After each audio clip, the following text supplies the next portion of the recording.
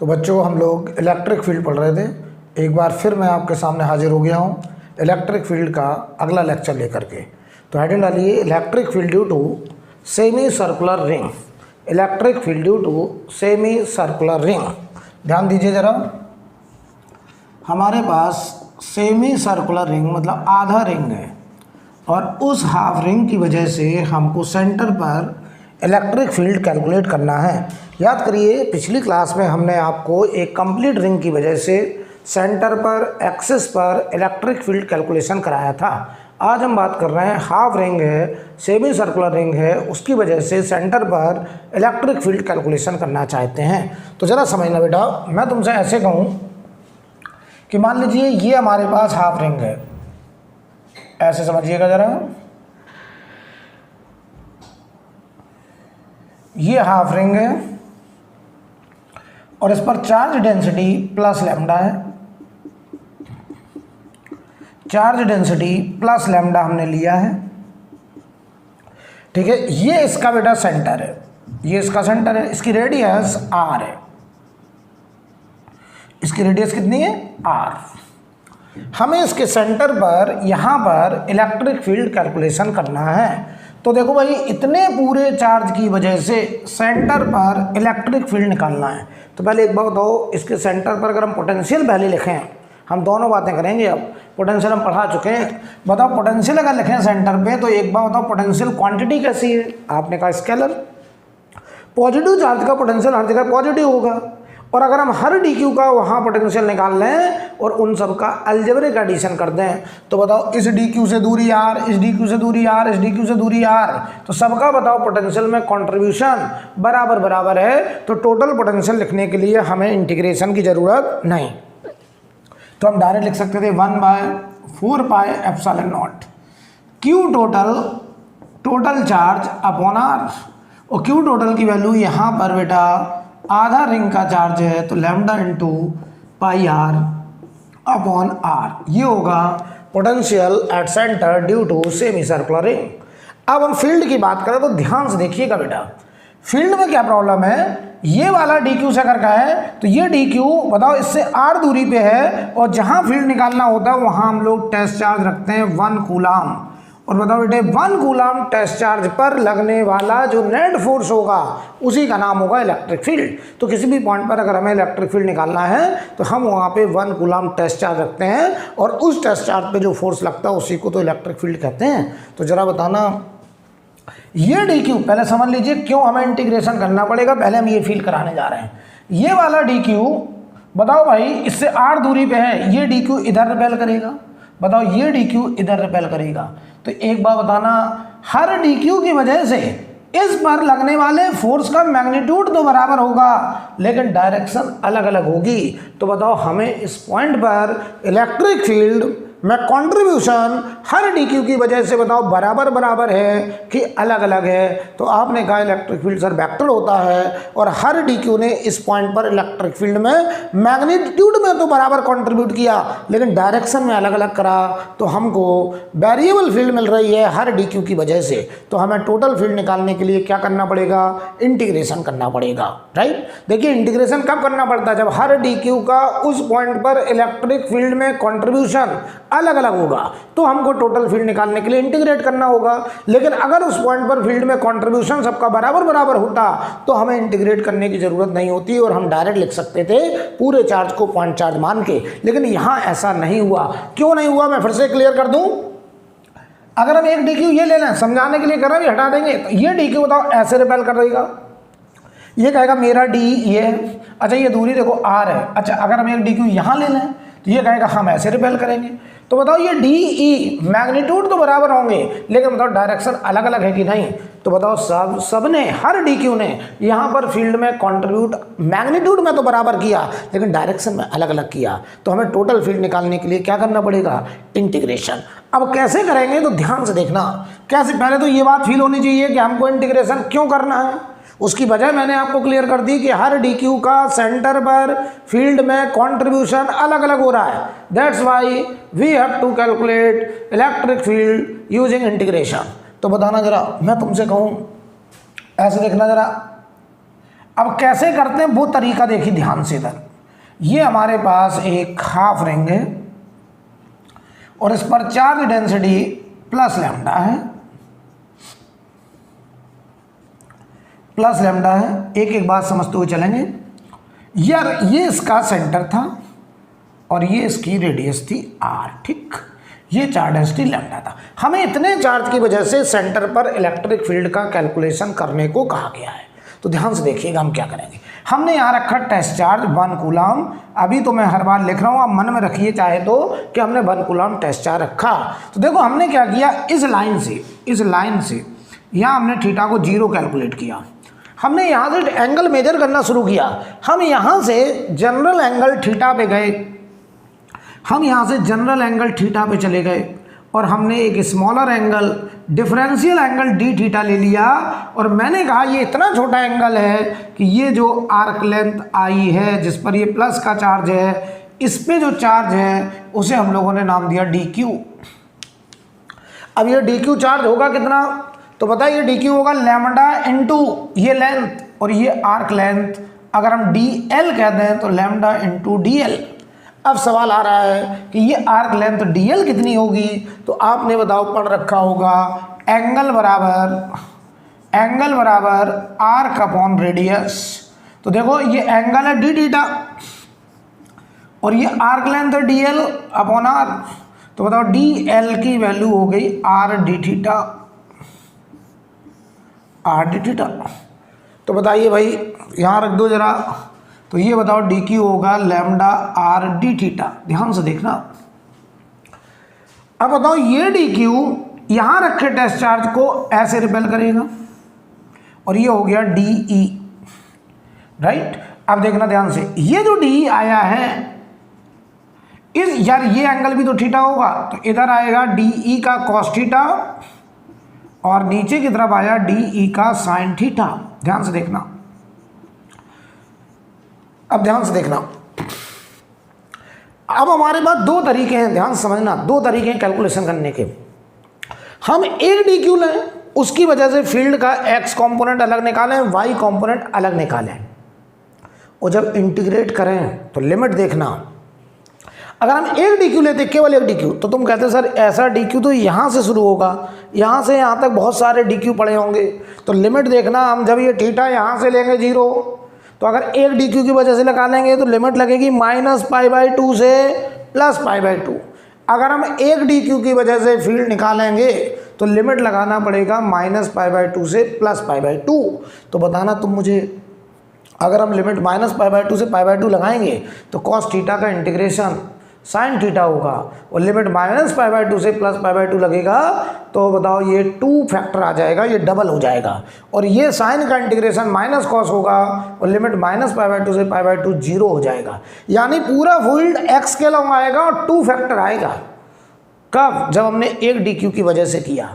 कुछ लोग क्या कहते हैं, सर एक काम करो, जैसा डी क्यू यहाँ लिया है वैसे डी क्यू एकदम आइडेंटिकल नीचे ले लो। ध्यान से देखना, हम एकदम थीटा एंगल जितना ऊपर गए उतना नीचे एकदम सिमेट्री में, और हमने डी थीटा एंगल घुमा और इस डी थीटा पे हमको उतना ही डी क्यू चार्ज फिर मिल गया, लैम्डा आर डी थीटा। ध्यान से देखना, ये डी क्यू यहाँ रखें टेस्ट चार्ज को ऐसे रिपेल करेगा और जितना ये डी उतना ही ये डी, क्योंकि दोनों दूरी आर हैं। तो बताओ ये एंगल भी तो थीटा होगा, तो इस डी का इधर component D E cos theta इसे डबल कर देगा और इधर आएगा डी ई का साइन थीटा और ये बताओ डी ई साइन थीटा हो गए कैंसिल। तो अगर हमने दो सिमेट्रिकल डी क्यू लिए ऊपर नीचे इक्वल एंगल पर, तो बताओ जरा नेट फील्ड लेफ्ट आ रही है वो कितनी आ रही है, 2d cos थीटा। लेकिन बताओ ये जो 2d cos थीटा है ये एक सिंगल डी क्यू का है या दो सिमेट्रिकल डी क्यू का है, तो आपका जवाब है सर 2 सिमेट्रिकल डी क्यू का है। तो बताओ जब हम इंटीग्रेट करेंगे तो अब लिमिट बताओ, लिमिट -π/2 से π/2 नहीं लगाएंगे क्योंकि अब हमें केवल डी क्यू 0 से π/2 लेना पड़ेगा। क्यों लेना पड़ेगा एंगल 0 से पाई बाई 2? क्योंकि अगर हम 30 डिग्री ले रहे हैं तो -30 डिग्री ऑलरेडी कैलकुलेशन में है, क्योंकि अब हमने इस डी क्यू के साथ ये डी क्यू पेयर में लिया है। तो अगर हम यहाँ 10 डिग्री पे जाएंगे तो नीचे 10 डिग्री ऑलरेडी कैलकुलेशन में आ चुका है, क्योंकि ये जो रिजल्ट आया है ये रिजल्ट अब हमारा 2 सिमेट्रिकल डी क्यू की वजह से आया है। तो अब हमको जो नेट फील्ड निकालना पड़ेगा उसके लिए जब हम इंटीग्रेट करेंगे तो थीटा की लिमिट केवल 0 से पाई बाई 2 लगाएंगे। तो देखो बेटा 2 तरीके हैं, या तो एक डी क्यू लो, y कंपोनेंट और x कंपोनेंट अलग निकालो और लिमिट -π/2 से π/2 लगाओ, या फिर 2 सिमेट्रिकल डी क्यू लो, y कंपोनेंट कैंसिल कर दो सीधा और पूरा का पूरा फील्ड x के लॉन्ग 2d cos थीटा, और फिर जब लिमिट लगाओ तो लिमिट लगाओ केवल 0 से π/2। और उसकी वजह साफ है कि हम अगर ऊपर से 10 डिग्री जाएंगे तो नीचे 10 डिग्री ऑलरेडी कैलकुलेशन में आ चुका है, क्योंकि हमारा ये जो रिजल्ट है वो 2 सिमेट्रिकल डी क्यू का है। तो हम जितना एंगल ऊपर घूमेंगे उतना ऑलरेडी नीचे कैलकुलेशन में चल रहा है। तो हम जो डी क्यू यहाँ लेंगे एकदम सिमेट्रिकल डी क्यू यहाँ का आ जाएगा, इस डी क्यू के साथ ये डी क्यू की फील्ड आ जाएगी। तो बताओ हम 0 से π/2 वाले डी क्यू का फील्ड निकालेंगे तो नीचे 0 से -π/2 वाले डी क्यू का फील्ड ऑलरेडी कैलकुलेशन में है। I think clear. तो देखो बेटा अब समझिएगा जरा, तो यहाँ पर अब हम आपसे कहें कि जो फील्ड हमने लिखा है, जो फील्ड आया है सेंटर पे, उसको हम लोगों ने लिख दिया ऐसे DE सेंटर। बताओ कितना आ रहा है 2DE cos थीटा और डायरेक्शन आ रही है -i कैप लेफ्ट साइड, यानी लेफ्ट साइड। y कंपोनेंट क्या होगा कैंसिल। तो बताओ सेंटर पे जो फील्ड आ रहा है DE सेंटर वो 2 टाइम्स DE की वैल्यू, बताओ ये D की वैल्यू क्या होगी। तो इस DQ की वजह से यहाँ फील्ड बताओ ये होगा 1/4πε0 DQ upon R square, DQ upon R square into, और ये cos थीटा और डायरेक्शन -i या लेफ्ट साइड। तो देखो बेटा DE एट सेंटर, ये देखो जरा यहाँ पे 2 × 1/4πε0 R स्क्वायर, और डी क्यू की वैल्यू है lambda R D theta into cos theta और डायरेक्शन लेफ्ट साइड -i। ये बताइए डिफरेंशियल फील्ड आ रहा सेंटर पे, अगर हमको टोटल फील्ड चाहिए सेंटर पर तो ऐसे छोटे छोटे DE को इंटीग्रेट कर लो। तो देखो R से ये R कटेगा, 2 से 4 कटेगा, तो लैम्डा अपॉन 2πε0 R बाहर, इंटीग्रेशन बचा cos थीटा डी थीटा का, और डायरेक्शन लेफ्ट लिख दे रहा हूँ, -i को लेफ्ट भी कह सकते हैं। अब इंटीग्रेशन देखो कहाँ से कहाँ तक। तो देखो भाई हमें थीटा पे लिमिट लगानी है, तो हम अपना एंगल यहाँ से केवल π/2 तक जाएंगे। हम 0 से +30 जाएंगे तो 0 से -30 ऑलरेडी कैलकुलेशन में आ जाएगा, क्योंकि यहाँ हमने जो फील्ड लिखी थी वो ऑलरेडी 2 सिमेट्रिकल डी क्यू की वजह से लिखी थी। तो लिमिट लगेगा बेटा 0 से π/2। तो आपको पता ही होगा कि ये रिजल्ट cos थीटा का इंटीग्रेशन, तो lambda upon 2πε0 R cos theta का इंटीग्रेशन sin थीटा, और लिमिट -π/2 से +π/2। तो देखना बेटा सेंटर पे जो फील्ड आ रहा है, बताओ sin 91 और sin -90। तो देखो भाई लैम्डा अपॉन 2πε0 R, और ये देखो sin 90 sin π/2 माइनस sin -π/2। तो ये बताओ -1 माइनस प्लस हो जाएगा। तो ये बताओ हमारा क्या, बताओ बेटे 2 फैक्टर आ जाएगा, राइट। अच्छा सॉरी, लिमिट अब 0 से π/2, तो ये देखो 0 है, क्षमा चाहेंगे, ये 0 से π/2। तो अगर ये 0 से π/2 है तो ये देखो जरा sin π/2 और ये sin 0, सॉरी, क्योंकि हम लोग 2 सिमेट्रिकल डी क्यू की वजह से ले रहे हैं, तो लिमिट 0 से π/2 लगेगा। तो sin π/2 कितना 1, ये कितना 0। तो आंसर देखिए, इसके सेंटर पे जो फील्ड आ रहा है वो लैम्डा अपॉन 2πε0 R आ रहा है, और डायरेक्शन आ रहा है लेफ्ट साइड।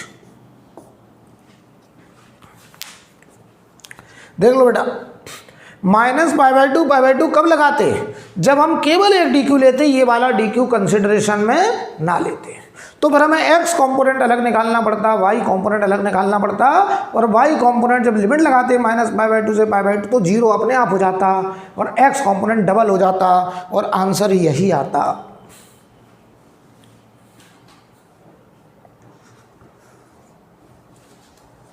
बोलो भाई। तो ये बताइए इलेक्ट्रिक फील्ड आ गया due to semicircular ring, half ring की वजह से सेंटर पर इलेक्ट्रिक फील्ड का एक्सप्रेशन λ/2πε0r। क्लियर है? ध्यान से देखना, ये बड़ा स्टैंडर्ड रिजल्ट है, अच्छे स्टूडेंट को बेटा ये याद रहता है।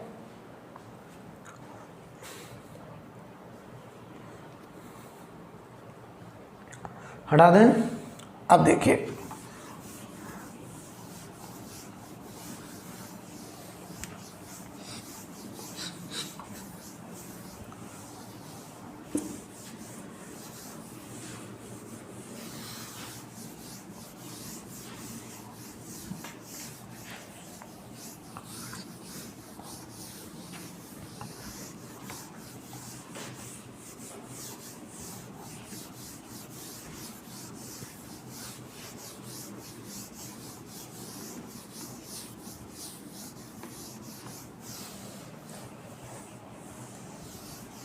अब ध्यान दीजिए,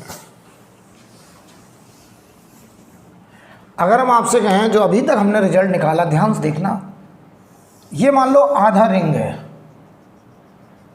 आधा रिंग है, charge density plus lambda, charge density plus lambda, ठीक। इसके सेंटर पर यहाँ पर इलेक्ट्रिक फील्ड, तो बताओ ये पूरा प्लस चार्ज यहाँ रखे टेस्ट चार्ज को इधर रिपेल करेगा, तो यहाँ बताओ जो इलेक्ट्रिक फील्ड आएगा, रिजल्ट अभी भी आया λ/2πε0r, और डायरेक्शन किधर है? राइट साइड, तो प्लस आई क्या हो जाएगा? क्लियर है? अगर इसकी रेडियस हमने r मानी है, ठीक। याद करो ये रिजल्ट कुछ देखा हुआ लग रहा है, इसे गौर से देखिए, देखिए गौर से, आप कहेंगे इसे कहीं देखा है। याद करिए, एक इनफाइनाइट लाइन चार्ज होता था, ऐसे इनफाइनाइट लाइन चार्ज होता था, चार्ज डेंसिटी लैम्डा होती थी, इस इनफाइनाइट लाइन चार्ज से परपेंडिकुलर दूरी r पर अगर हम एक पॉइंट P लेते थे, तो याद करो यहाँ पर इलेक्ट्रिक फील्ड λ/2πε0r, हालांकि हम पहले r0 लेते थे, अब अगर हम r के बराबर ले लें और डायरेक्शन थी प्लस आई कैप यहाँ पर, क्या ये रिजल्ट हमें ऑलरेडी पता था? इस रिजल्ट को देखो क्या एकदम सेम लिखा है, तो इसको कुछ लोग ऐसे भी याद रखते हैं, इसके नीचे नोट लगा के लिख लेते हैं, दिस रिजल्ट मतलब electric field due to semicircular ring, मैं लिख भी दे रहा हूँ ऐसे, electric field due to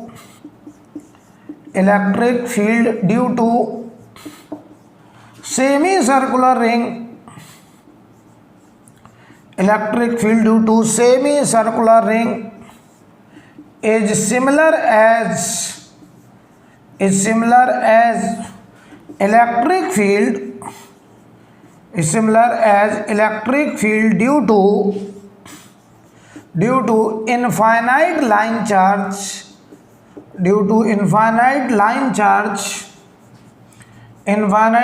charge at distance capital R।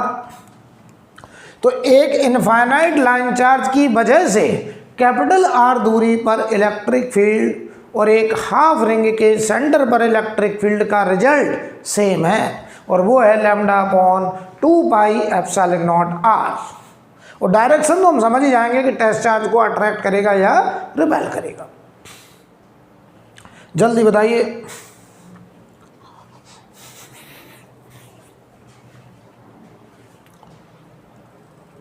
तो बताओ ये हाफ रिंग की वजह से इलेक्ट्रिक फील्ड ये है।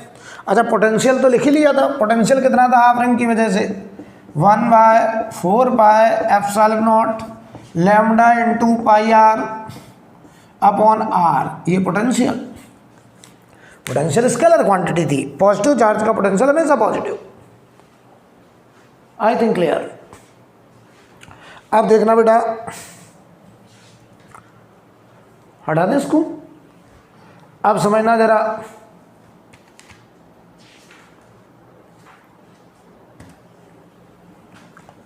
अब हम आपसे और भी बातचीत कर सकते हैं यहां पर।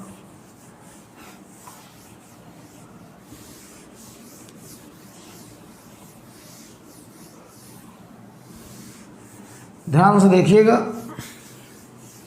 तो देखो, कुछ लोग या अच्छे स्टूडेंट इस बात को दिमाग में रखते हैं कि हाफ रिंग की वजह से सेंटर पर इलेक्ट्रिक फील्ड का रिजल्ट और इनफाइनाइट लाइन चार्ज से परपेंडिकुलर डिस्टेंस r पर इलेक्ट्रिक फील्ड का रिजल्ट सेम है।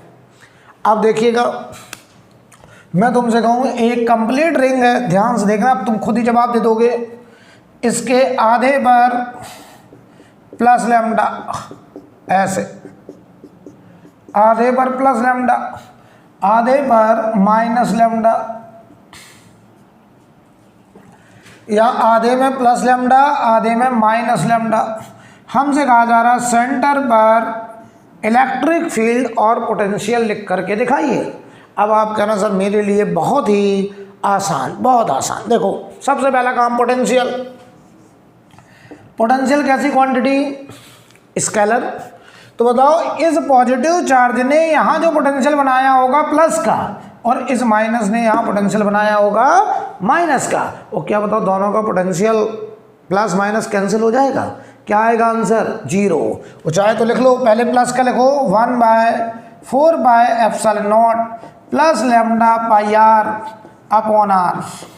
अब देखना, plus 1/4/ε0 minus lambda pi R upon R. हमने ये माइनस क्यू बाई आर, ये प्लस क्यू बाई आर लिखा, ये नंबर कैंसिल हुआ और सेंटर पे पोटेंशियल 0 आ गया।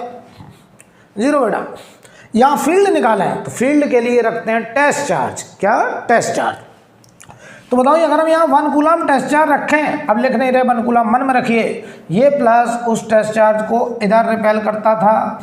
कितने से रिपेल करता था? तो अभी अभी निकाला, लैम्डा अपॉन 2πε0 r।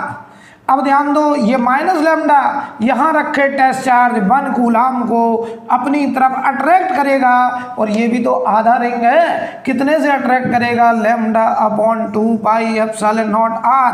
बताओ, ये दोनों फील्ड कैंसिल हो रहे हैं कि ऐड हो रहे हैं? तो आपने कहा ऐड। तो यहाँ देखो, सेंटर पे जो फील्ड आ रहा है वो 2 times of lambda upon 2πε0 r, direction आ रहा है plus I cap, right side आ रहा है। तो यहाँ देखो, 2 से 2 कैंसिल, आंसर होगा लैम्डा अपॉन πε0 r, और डायरेक्शन है right side plus I cap. Clear है? ये है पोटेंशियल और ये है हमारा इलेक्ट्रिक फील्ड। कब? जब इस रिंग पर आधे में प्लस लैम्डा आधे में माइनस लैम्डा डेंसिटी है, राइट। अब देखना, अगर आप समझदार हैं तो देखिए, अगर हम कहते हैं आपसे यहीं पर कि एक रिंग है और इस रिंग में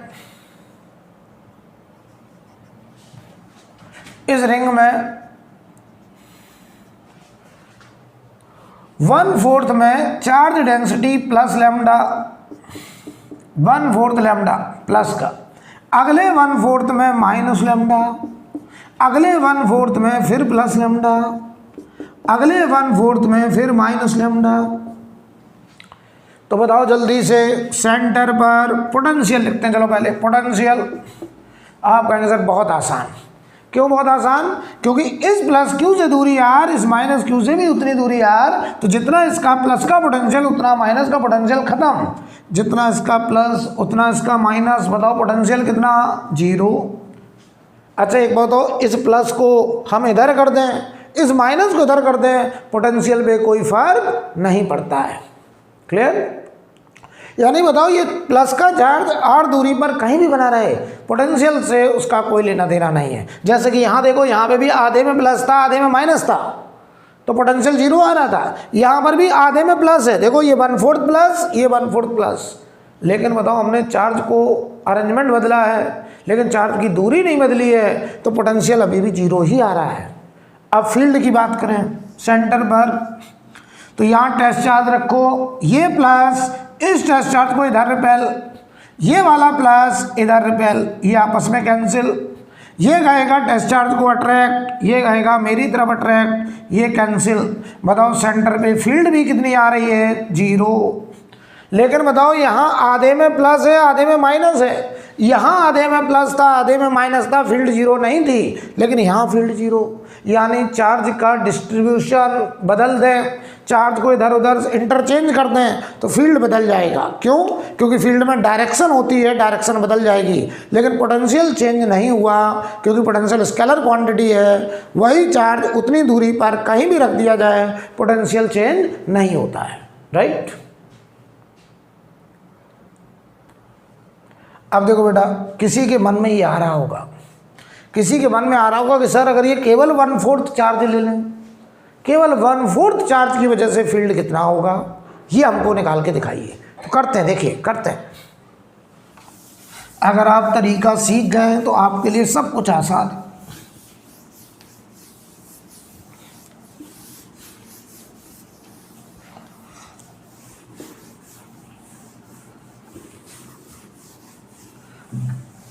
ध्यान से देखिएगा बेटा, अगर मैं आपसे कहूं कि 1/4 हम रिंग कंसीडर करने जा रहे हैं, ऐसे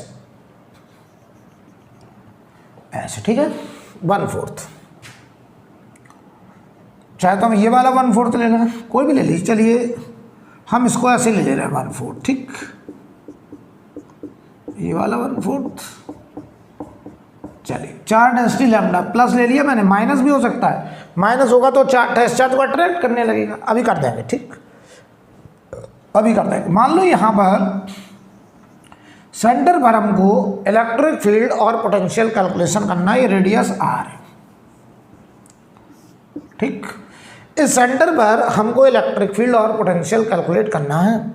सबसे पहले तो पोटेंशियल लिखते हैं, चलो पोटेंशियल,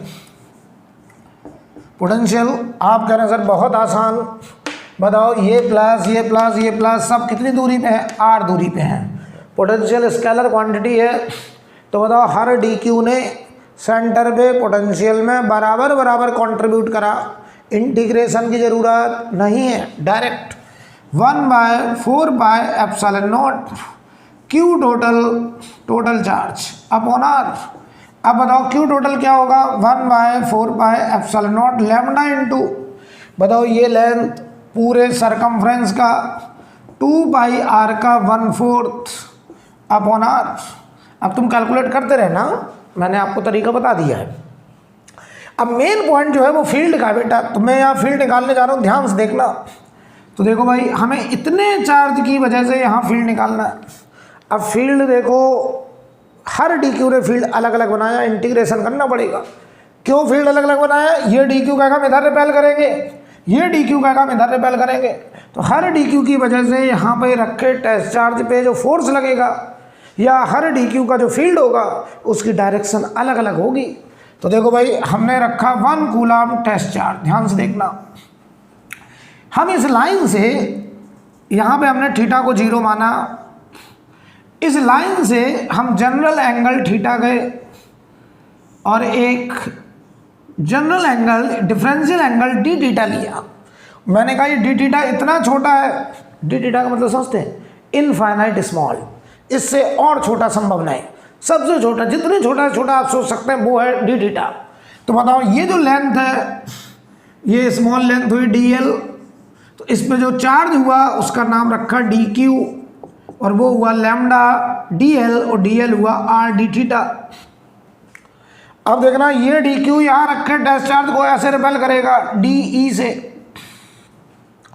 और बताओ इस डी का एक कंपोनेंट इधर, एक कंपोनेंट इधर, ये आएगा डी ई का X component plus I cap, ये आएगा डी ई का Y component minus J cap. Clear करिए। अब देखना, ये डी की वैल्यू अगर हम बात करें, ये एंगल थीटा, तो ये भी तो थीटा होगा, तो ये होगा डी कॉस थीटा, ये होगा डी साइन थीटा। ये देखो लिखा है डी ई का कॉस थीटा आई कैप, और ये लिखा है डी ई का साइन थीटा, और डायरेक्शन है नीचे की तरफ माइनस जे कैप। क्लियर। अब देखो, अगर मुझे इस डी क्यू की वजह से हमें फील्ड निकालना डी, यानी हमें पहले एक्स कॉम्पोनेंट निकाले, वाई कॉम्पोनेंट निकाले, और फिर पता लिमिट कहाँ से कहाँ तक लगाएंगे। हमें ऐसा डी क्यू यहाँ से यहाँ से यहाँ से यहाँ से हर जगह डी क्यू मिलेगा, तो लिमिट लगेगा 0 से लेकर के 90 डिग्री, 0 से π/2। तो मैं करने जा रहा हूँ, ध्यान से देखना। सबसे पहले हम एक्स कॉम्पोनेंट निकालने जा रहे हैं। तो एक्स कॉम्पोनेंट कितना, डी ई का कॉस थीटा आई कैप।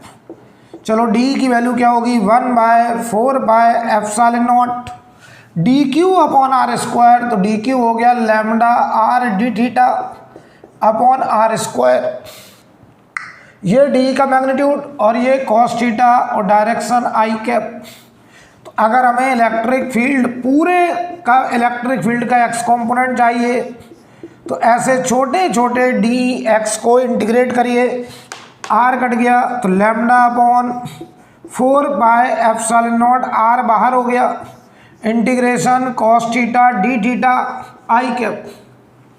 सुनो बेटा, ये जो डी एक्स लिखा है ये पूरे फील्ड का डिफरेंशियल कंपोनेंट है, यानी इस डी क्यू के फील्ड का एक्स कंपोनेंट डी एक्स। लेकिन जो ई एक्स है ये पूरे चार्ज का जो नेट फील्ड आएगा उसका एक्स कंपोनेंट। ई एक्स का मतलब क्या है, पूरे फील्ड का एक्स कंपोनेंट, नेट फील्ड का एक्स कंपोनेंट। डी एक्स का मतलब है एक सिंगल डी क्यू के फील्ड का एक्स कंपोनेंट। तो बताओ बेटा, ई एक्स की वैल्यू लैम्डा अपॉन 4πε0 आर।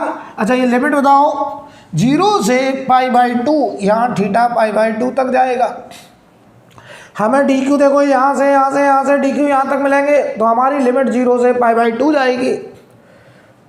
तो 0 से π/2, तो कॉस का इंटीग्रेशन साइन लिमिट 0 से π/2 आई कैप। तो देखो एक्स कंपोनेंट आ गया लैम्डा अपॉन 4πε0 आर। ये देखो लिमिट डालो, साइन 91 माइनस साइन 0 0, तो ये अंदर आया 1 माइनस 0 यानी 1। तो ये देखो आ गया lambda upon 4πε0 R plus I cap direction. ये बेटा पूरा फील्ड नहीं आया, ये पूरे फील्ड का एक्स कंपोनेंट आया। अब हम सिमिलरली पूरे फील्ड का वाई कंपोनेंट निकालने जा रहे हैं।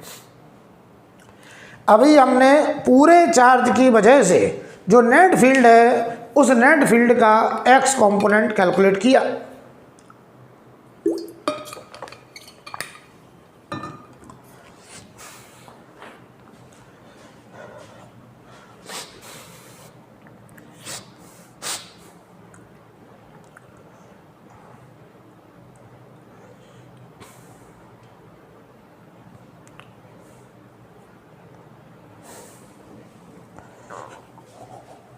हो गया। अब देखो बेटा, अब मैं y कंपोनेंट निकालने जा रहा हूं। y कंपोनेंट,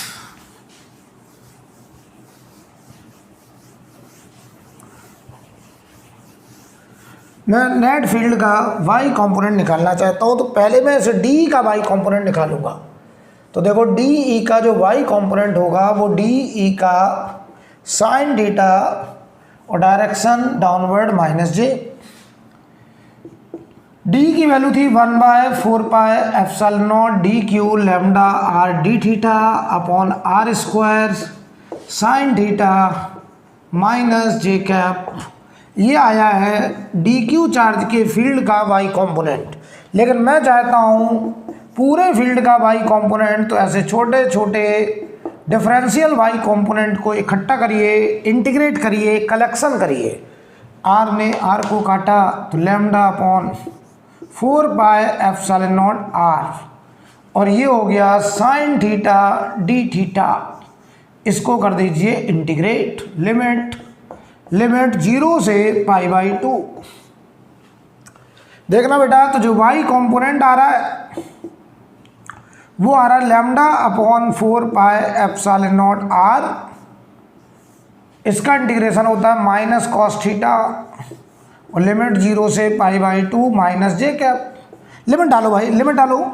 तो जो y कंपोनेंट आ रहा है लैम्डा अपॉन 4πε0r, लिमिट डालना। माइनस कॉस 90 0 होता है, cos π/2 cos 90, minus minus plus cos 0, तो क्या बताओ बेटा ये 1 बचा, कॉस 0 1 होता है, अरे है कि नहीं। तो y component lambda upon 4πε0r और डायरेक्शन आ गई माइनस जे, ये आ गया y कंपोनेंट। अभी हमने x कंपोनेंट निकाला था, अब मैंने y कंपोनेंट भी निकाल लिया, राइट। अब हमारे पास नेट फील्ड आ चुका है, देखना कैसे। अब मेरे पास नेट फील्ड आ चुका है,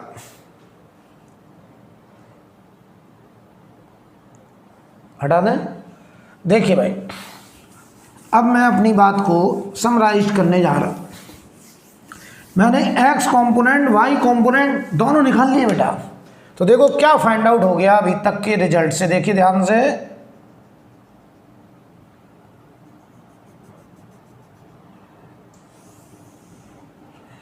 यहां पर चार्ज डेंसिटी प्लस लैम्डा थी,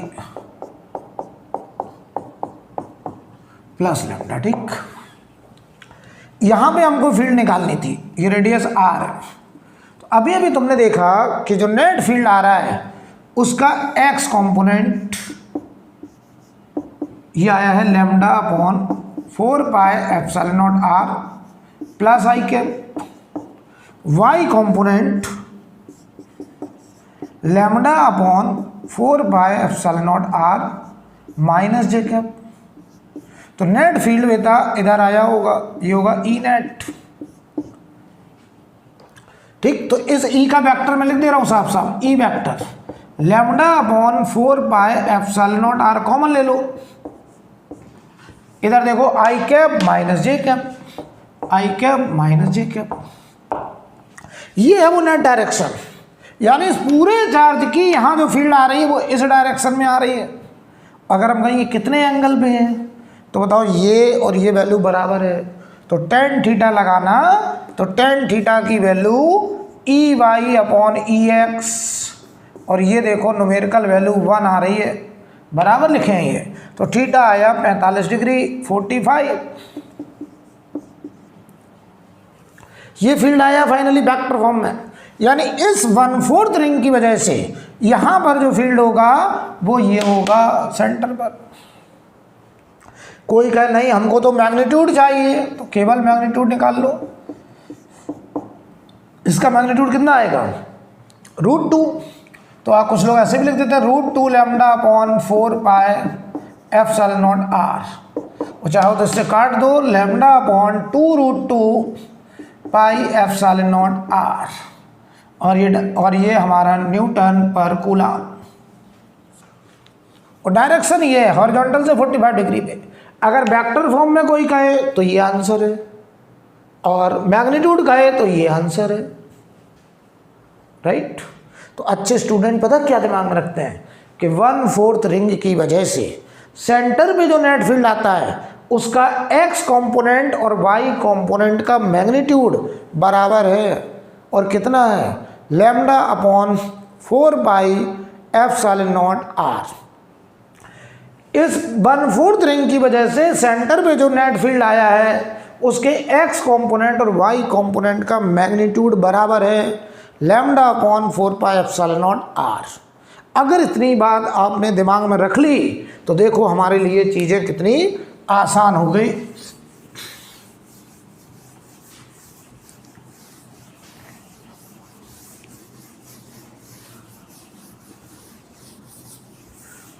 ये देखो बेटा मैग्नीट्यूड लिखा है, ये वेक्टर लिखा है। हमारे लिए देखो चीज़ें कितनी आसान हो गई। मैं तुमसे कहूँ कि अगर मैं इतना सीख गया हूँ, देखना ये मान लो 1/4 रिंग है,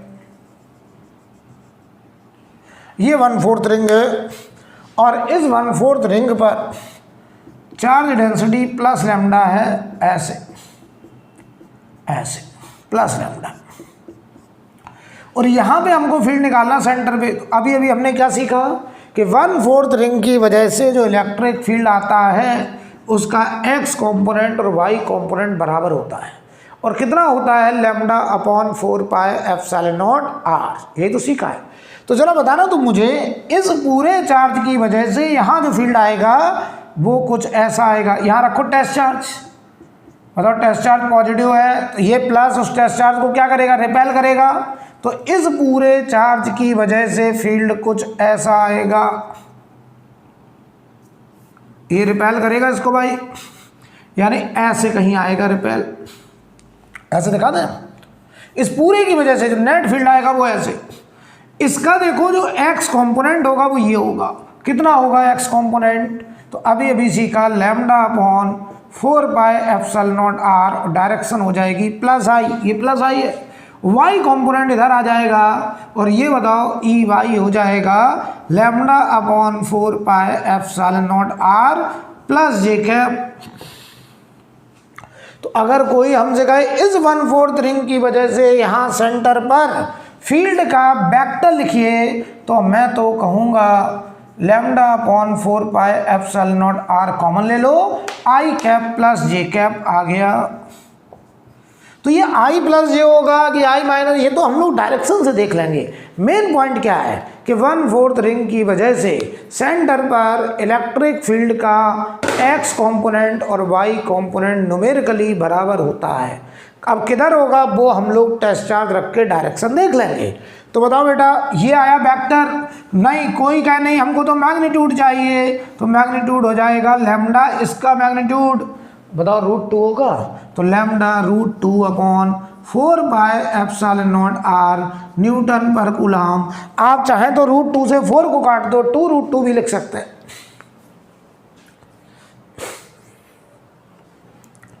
बोलो भाई, मुझे ऐसा लग रहा है कि आप हमारी बातों को समझ चुके हैं और आप हमसे कहना चाह रहे हैं कि सर एक सवाल हमको दीजिए, मैं खुद लिख करके दिखाऊंगा। क्या आपके मन में ये विचार आ रहा है? आना चाहिए, अच्छे स्टूडेंट के मन में आता है ऐसे। देखिए, मैं तुमसे कहूँ कि 1/4 रिंग ले रहा हूँ मैं, ध्यान से देखना बेटा, 1/4 रिंग, ये 1/4 रिंग है, चलो ऐसे, और इस पर चार्ज डेंसिटी मैंने माइनस लैम्डा ले ली, माइनस लैम्डा, ध्यान से देखना, माइनस लैम्डा। हमने कहा इसके सेंटर पे इलेक्ट्रिक फील्ड लिखी है, ये सेंटर है, 1/4 रिंग है, चार्ज डेंसिटी माइनस लैम्डा है। आपने कहा सर बहुत आसान, बहुत आसान। बताओ अगर हम यहाँ टेस्ट चार्ज रखें 1 कूलम पॉजिटिव, तो बताओ ये माइनस का इसको क्या करेगा, अट्रैक्ट, ऐसे, ये आएगा नेट फील्ड, और इस नेट फील्ड का x कंपोनेंट इधर होगा प्लस आई कैप, और y कंपोनेंट इधर होगा प्लस जे कैप। आपको पता है ये वैल्यू अगर हम लिखें सीधा ई वेक्टर, सीधा लिख रहा हूँ देखो, तो ये ई एक्स λ/4πε0r, आर, ये आई कैप और ये जे कैप। इसको देखो मैंने ये लिखा है ई x I cap E Y J cap, ऐसे लिखा है मैंने। और मुझे पता है एक्स कंपोनेंट और वाई कंपोनेंट की न्यूमेरिकल वैल्यू बराबर होती है और λ/4πε0r होती है। तो अगर कोई इसका मॉडुलस कहे तो मॉडुलस तो आप समझ ही गए, λ√2/4πε0r और न्यूटन पर कूलम, ये आंसर होगा। अब देखिए,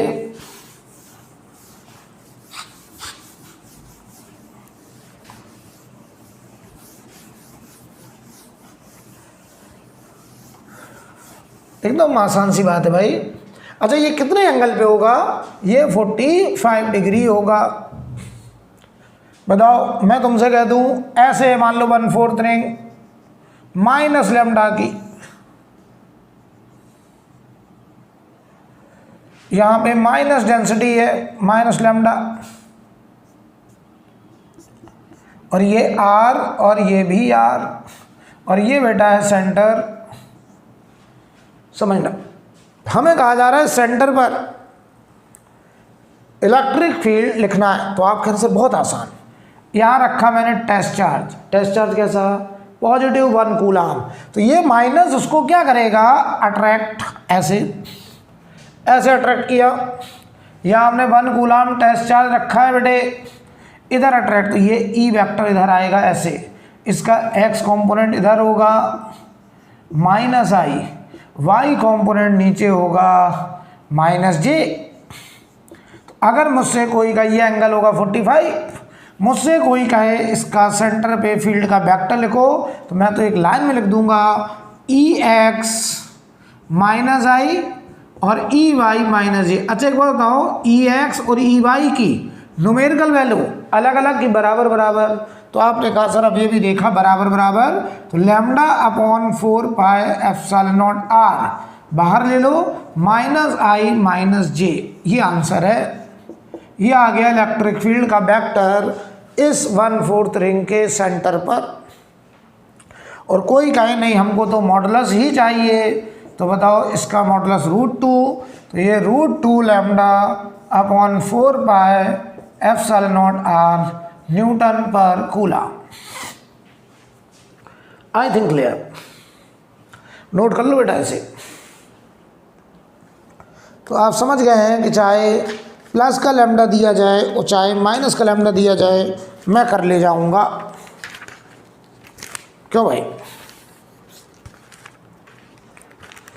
इसको आप लोग नोट करिए पहले बढ़िया से।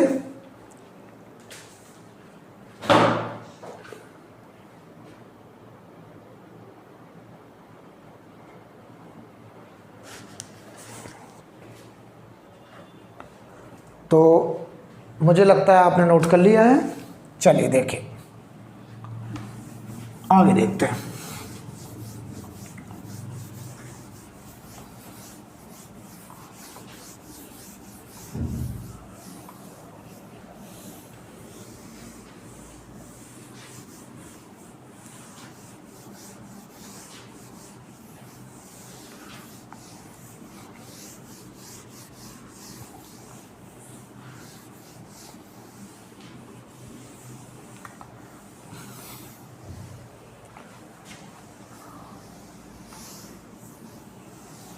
चलिए हेड डालिए,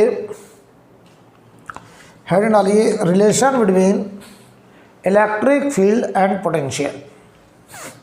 हेड डालेंगे relation between electric field and potential, relation between electric field and potential. तो पहले समझ लें अच्छे से इलेक्ट्रिक फील्ड और पोटेंशियल में क्या रिलेशन है।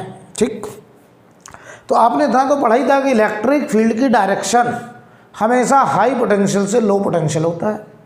इलेक्ट्रिक फील्ड की डायरेक्शन हमेशा हाई पोटेंशियल से लो पोटेंशियल होगा, ये आपने पढ़ रखा है।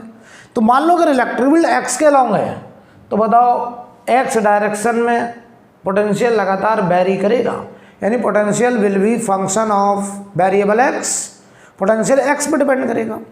अगर इलेक्ट्रिक फील्ड केवल एक्स के अलॉन्ग है, तो पोटेंशियल केवल एक्स का फंक्शन होगा, यानी वाई और जेड के अलॉन्ग पोटेंशियल वेरी नहीं करेगा, क्योंकि वाई और जेड के अलॉन्ग इलेक्ट्रिक फील्ड नहीं है। लेकिन अगर इलेक्ट्रिक फील्ड ऐसे है, देखना अगर इलेक्ट्रिक फील्ड केवल एक्स के अलॉन्ग है, ध्यान से देखना मैं क्या सिखाना चाह रहा हूँ, तो यहाँ जो पोटेंशियल आएगा वो केवल फंक्शन होगा किसका, एक्स का। क्यों? क्योंकि जहाँ जहाँ इलेक्ट्रिक फील्ड होता है वहाँ वहाँ पोटेंशियल में वेरिएशन होता है। तो बताओ इस इलेक्ट्रिक फील्ड से 90 डिग्री पर कोई भी पोटेंशियल में वेरिएशन नहीं होगा, हमें एक ही पोटेंशियल लाइन मिलेगी। तो पोटेंशियल केवल यहाँ फंक्शन किसका होगा, एक्स का। और अगर इलेक्ट्रिक फील्ड ऐसे है, मान लो हम आपसे कहें ऐसे, मान लो इलेक्ट्रिक फील्ड ऐसे है, तो बताओ बेटा ये इलेक्ट्रिक फील्ड 2D में है, इधर एक्स के अलॉन्ग भी होगा और वाई के अलॉन्ग भी होगा। तो बताना तुम मुझे, अगर हम एक्स के अलॉन्ग आगे जाएंगे तो ये पोटेंशियल को वेरी कराएगा, वाई के अलॉन्ग आगे जाएंगे तो ये वेरी कराएगा। इसका मतलब ये हुआ कि यहाँ पर पोटेंशियल एक्स वेरिएबल पे भी डिपेंड करेगा और वाई वेरिएबल पर भी डिपेंड करेगा। तो potential will be function of 2 variable X and Y.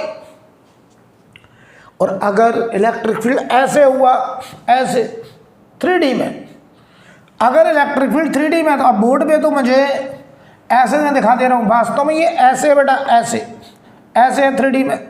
तो इसमें एक कंपोनेंट आई भी है, या ऐसे बोल दूँ, ये E vector E x I cap, E Y J cap और ई जेड के कैप, तीनों कंपोनेंट है। अगर तीनों कंपोनेंट हैं तो बताओ, ये इलेक्ट्रिक फील्ड अगर 3D में है तो ये x के अलोंग भी पोटेंशियल वेरी करेगा, y के अलोंग भी पोटेंशियल वेरी करेगा और z के अलोंग भी पोटेंशियल वेरी करेगा। यानी जहाँ जहाँ इलेक्ट्रिक फील्ड होगा वहाँ वहाँ पोटेंशियल वेरी करेगा। तो यहाँ potential will be function of 3 variable x, y and z। अच्छे समझ लीजिए, यानी अगर इलेक्ट्रिक फील्ड केवल x के अलोंग तो पोटेंशियल वेरी करेगा केवल x पे, y और z के अलोंग पोटेंशियल कांस्टेंट रहेगा। इक्वी पोटेंशियल लाइन मिलेंगी हमें y और z में।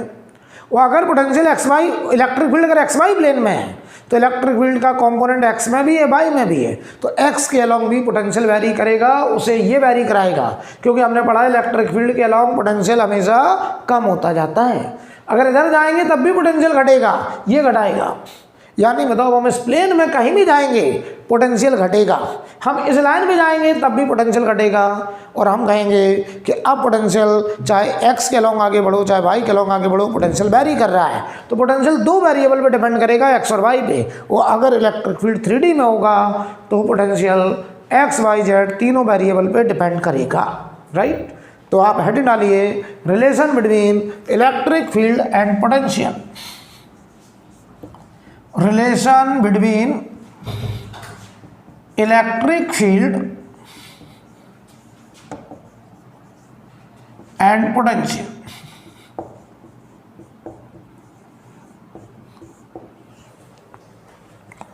अब हम लोग इलेक्ट्रिक फील्ड और पोटेंशियल के बीच में रिलेशन बनाने जा रहे हैं, ठीक। तो ध्यान से देखना। तो अभी देखो, मोटा मोटा आपके दिमाग में इतनी बात बैठ जानी चाहिए कि जहाँ होगा इलेक्ट्रिक फील्ड वहाँ पोटेंशियल में वेरिएशन होगा, क्योंकि हमने पढ़ रखा है इलेक्ट्रिक फील्ड की डायरेक्शन में हमेशा पोटेंशियल हाई से लो हो जाता है, यानी पोटेंशियल वेरी करता है। जहाँ भी इलेक्ट्रिक फील्ड ही नहीं होगा वहाँ पोटेंशियल वेरी नहीं करेगा। तो अगर electric field X Y plane में है तो पोटेंशियल एक्स और वाई वेरिएबल पे डिपेंड करेगा, राइट। तो ध्यान दो, रिलेशन क्या है, E बराबर इलेक्ट्रिक फील्ड बराबर minus times del V Y by del R, del V Y by del R. Del V by del R का मतलब है partial differentiation with respect to R, with respect to distance. तो ध्यान से देखना, अगर हमको इलेक्ट्रिक फील्ड का x कंपोनेंट चाहिए तो आप minus del V upon del X I cap लिख दीजिए, यानी पोटेंशियल को पार्शियली डिफरेंशिएट कर दीजिए x के रिस्पेक्ट में, y और z को कांस्टेंट मानते हुए। अगर हमें पोटेंशियल का फंक्शन दे दिया जाए और कहा जाए उससे इलेक्ट्रिक फील्ड निकालिए, तो दो तरीके के देखो सवाल होंगे। हम आपको पोटेंशियल देके इलेक्ट्रिक फील्ड का वेक्टर निकलवाएंगे, हम इलेक्ट्रिक फील्ड देके पोटेंशियल डिफरेंस निकलवाएंगे, दोनों तरीके के भी सवाल करेंगे। लेकिन पहले ये समझिए कि अगर हमें पोटेंशियल पता है तो इलेक्ट्रिक फील्ड होगा minus del V by del are. ये del V by del R क्या है? कोई भी फिजिकल क्वांटिटी अगर डिस्टेंस के साथ वेरी करने लगती है तो उसे बोलते हैं ग्रेडियंट। तो del V by del R is the potential gradient, बाहर लगा माइनस, तो minus times potential gradient is electric field. तो ये देखो क्या लगा, माइनस टाइम्स, इसे हम बोल दे रहे हैं पोटेंशियल ग्रेडियंट, पोटेंशियल ग्रेडियंट। कोई भी फिजिकल क्वांटिटी अगर डिस्टेंस के साथ वेरी करती है तो वो ग्रेडियंट। अब देखो, या इसी को लिख दो माइनस टाइम्स, ये बताओ v वर्सेस r ग्राफ का स्लोप भी होगा, minus times slope of potential versus r graph. ये सब बात अभी आएगी आगे, लेकिन अभी बस इतना दिमाग में रखिए कि अगर हमें x कंपोनेंट चाहिए तो minus del Y by del X I cap. Partial differentiation करेंगे, जब x के रिस्पेक्ट में डिफरेंशिएट करेंगे तो हम x को वेरिएबल मानेंगे और y एंड z को कांस्टेंट मानते हुए चलेंगे, ठीक। अब देखो, अगर हमें y कंपोनेंट निकालना है इलेक्ट्रिक फील्ड का तो मैं लिखूंगा minus del v upon del y J cap. और जब ऐसा करेंगे तो देखो हम लोग वेरिएबल कैसे मानेंगे, y को वेरिएबल मानेंगे और x और z को ट्रीट करेंगे as a constant, x and z treated as constant. और z कंपोनेंट जब निकालेंगे तो minus del B upon del Z K cap partial differentiation of potential with respect to z, और यहाँ पे z को कांस्टेंट वेरिएबल मानेंगे और x एंड y को कांस्टेंट की तरह ट्रीट करेंगे। मतलब समझो जरा, अभी हम बहुत सारे सवाल करेंगे ऐसे। मान लो हम तुमसे कहा, एक छोटी सी बात कर लें, ये पहले नोट कर लीजिए फिर बात करें।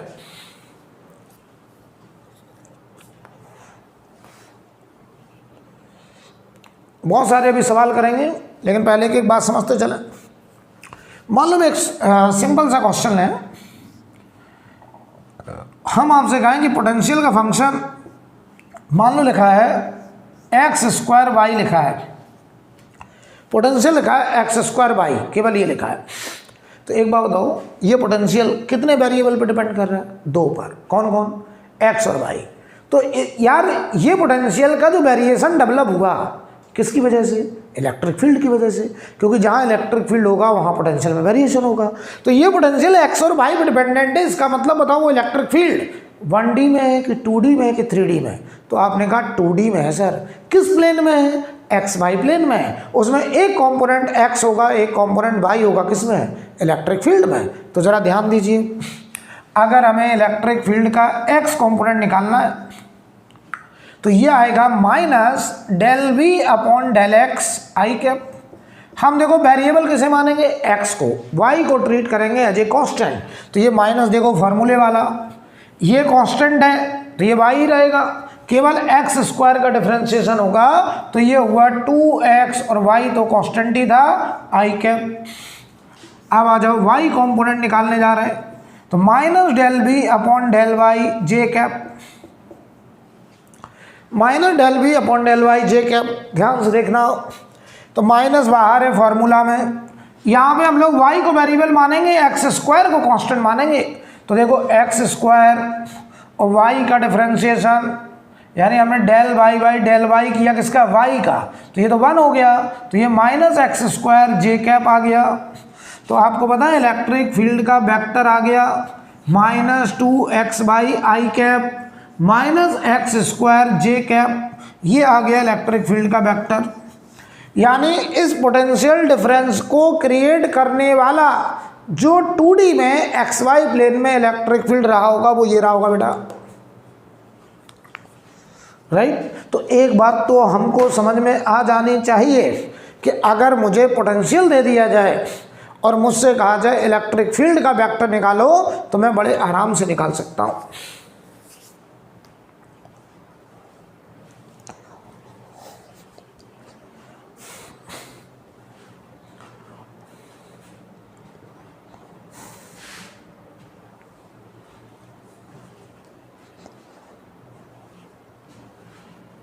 ठीक है, एक एक बात समझते हुए चलना। इस पे अभी हम लोग काफ़ी सवाल करेंगे सब पे।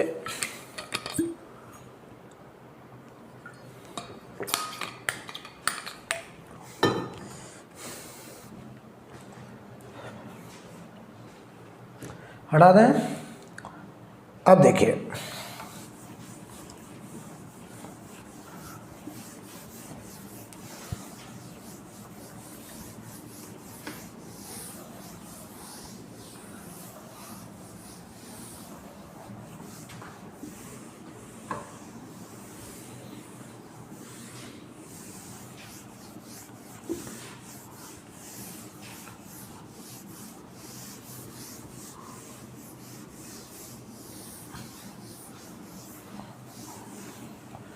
ध्यान से देखिएगा। अब हम दूसरी बात करें कि मान लीजिए, या एक सवाल और कर लें इस पर, चलो एक और कर लें ताकि आपको थोड़ा सा कॉन्फिडेंस आ जाए। मान लो v बराबर दिया है, मुझे ऐसा लग रहा है कि आप चाह रहे हैं एक सवाल और करा दिया जाए। मान लो दिया है माइनस v इक्वल टू मान लो हम देते हैं माइनस का 3x² वाई क्यूब और जेड पावर 4 ऐसे लिख दें, नो प्रॉब्लम। हमसे कहा गया find electric field vector eight 1,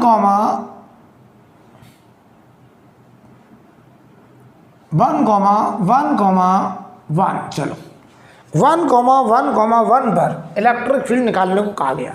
ऐसे हमने अपनी मर्जी से ले लिया, ठीक। अभी और अच्छे सवाल करेंगे, लेकिन अभी हम केवल ये समझाने की कोशिश कर रहे हैं कि पोटेंशियल से इलेक्ट्रिक फील्ड कैसे निकालते हैं, ठीक। कहाँ निकालना है इलेक्ट्रिक फील्ड? 1, 1, 1 पर। तो पहले यार एक बात बताओ, ये पोटेंशियल कितने वेरिएबल का फंक्शन है?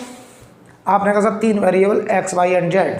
तो यार एक बात बताओ, जो इलेक्ट्रिक फील्ड होगा वो बताओ 2D में होगा कि 3D में? तो आपने कहा सर पक्का वो इलेक्ट्रिक फील्ड 3D में होगा, क्योंकि ये पोटेंशियल 3 वेरिएबल पर डिपेंड कर रहा है, x, y और z पर। तो जो इलेक्ट्रिक फील्ड होगा वो 3D में होगा।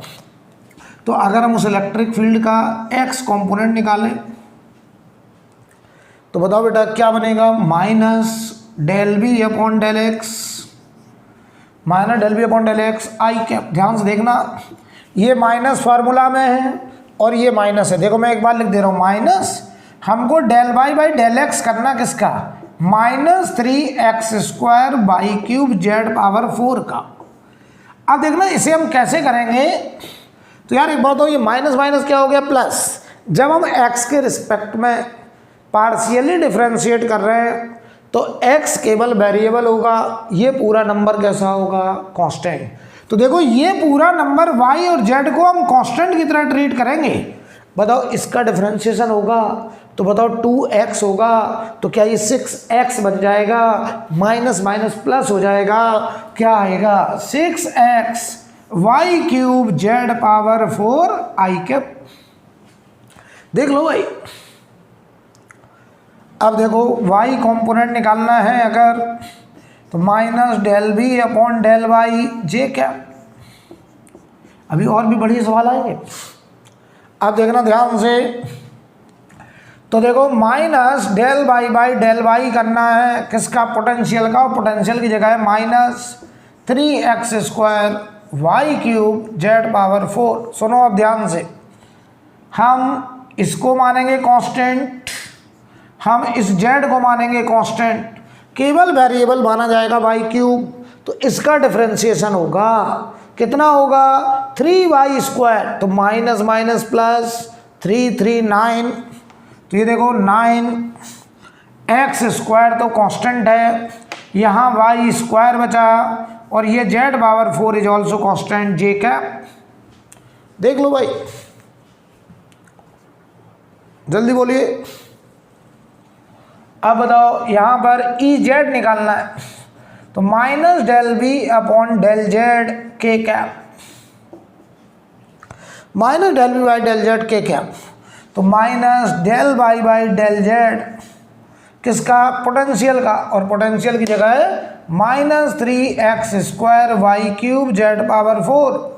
तो सुनना आप ध्यान से, इतने को कांस्टेंट मानते हुए x y को केवल वेरिएबल है जेड, ये हमारा डिफरेंशिएट होगा, यही वेरिएबल है, इसे डिफरेंशिएट करेंगे। तो बताओ जेड की पावर 4 का differentiation 4z³ minus minus plus 4 बार 4, 3, 12। तो ये आया 12, ये z³ हो जाएगा, x² y³ और z³ के कैप। देख लो z की पावर 4 का डिफरेंशिएशन होगा केवल, ये पूरा कांस्टेंट है तो बाहर मल्टीप्लाई में आ जाएगा। तो यहाँ देखो 4z³ आएगा तो 4, 3, 12 हो जाएगा और ये z³। तो आपसे अगर कहें हम इसका इलेक्ट्रिक फील्ड का वेक्टर लिख दीजिए, तो आप पता क्या आया? 6x y³ Z power 4 I cap.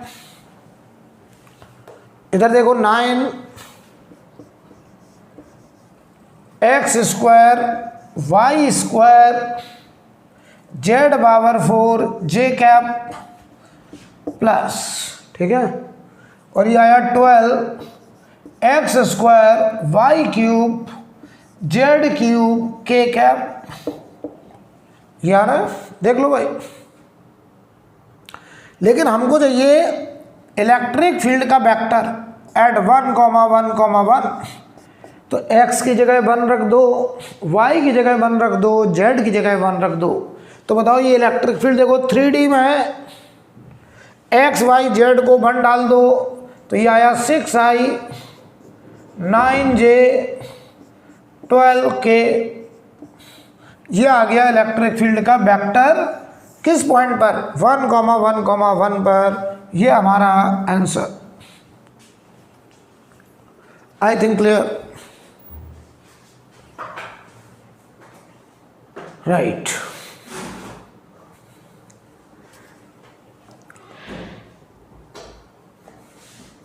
इसे नोट कर लीजिए। हमने आपसे 2 क्लास पहले जब पोटेंशियल पढ़ा रहे थे तो पोटेंशियल का जब हम ग्राफ बनाए थे तो हमने उसमें जो चार्ज लिए थे वो दोनों प्लस क्यू या एक प्लस क्यू एक माइनस क्यू या दोनों माइनस क्यू ऐसे चार्ज लिए थे।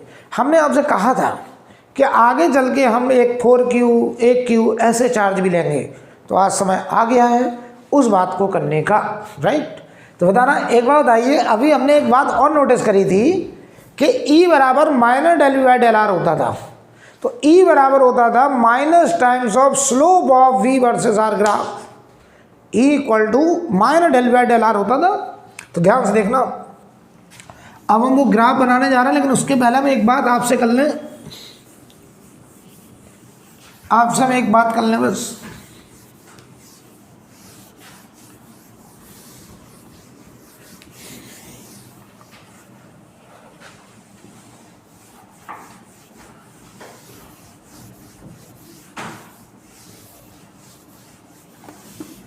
यार अभी अभी हमने एक बात नोटिस करी है, E बराबर minus del V by del are, ये पढ़ा था, ये माइनस टाइम्स स्लोप ऑफ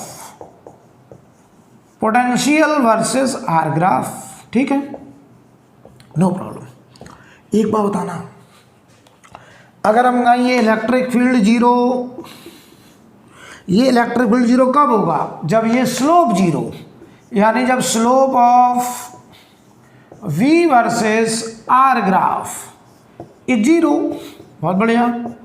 अब सवाल आ रहा है पोटेंशियल वर्सेस आर ग्राफ का स्लोप जीरो कब होगा।